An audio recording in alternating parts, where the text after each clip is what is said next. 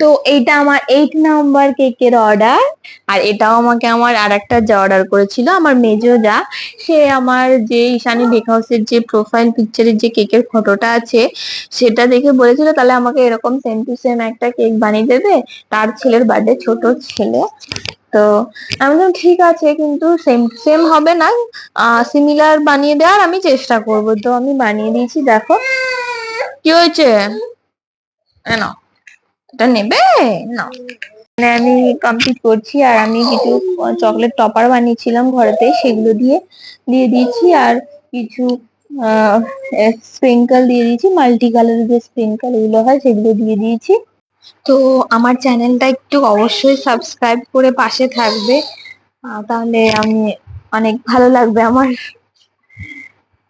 দেখো কেকটা কেমন লাগবে অবশ্যই জানাবে তোমাদের ভালো লাগলে। আর এই হচ্ছে কেকটির ফাইনাল লুক, কেমন লাগছে জানাও। Thank you.